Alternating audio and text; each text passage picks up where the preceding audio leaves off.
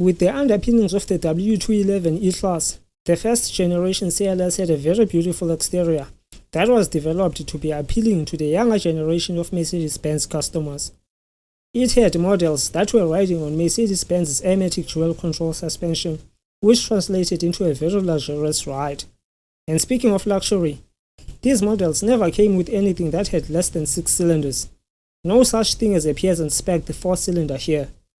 If the government had you believe that diesels were the green alternative, you probably would have gone for the CLS 320 CDI, churning out a maximum output of 221 horsepower and 510 Nm of torque.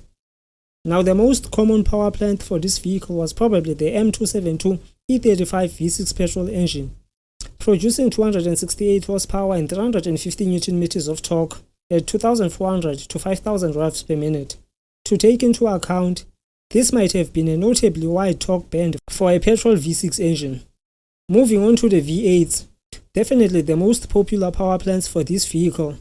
These were the M113 V8 family engines that were known for their reliability and torquey nature. For a more serene V8 experience, the CLS 500 was the no-brainer, oozing out 302 horsepower and 460 Nm of torque, with slightly thirsty fuel consumption figures. But this was to be expected for a big German sedan of the time. And now, this being a modern Mercedes-Benz, it was not an uncanny sight to have a factory-produced AMG variant, that being the CLS 55 AMG in this case, with a race car appropriate 469 horsepower and an industrial-grade 700 Nm of torque.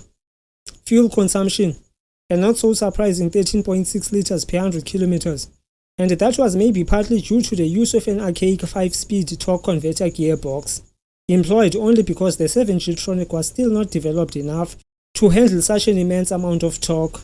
To conclude, the CLS was Mercedes-Benz's reconnaissance product to the 4-door coupe marketed vehicles. I say marketed because there is really no such thing as a 4-door coupe, but to Mercedes-Benz's credit, this proved to be a successful endeavor, as it was further cemented by the introduction of rivals in the form of the BMW 6 Series Grand Coupe and the Audi A7.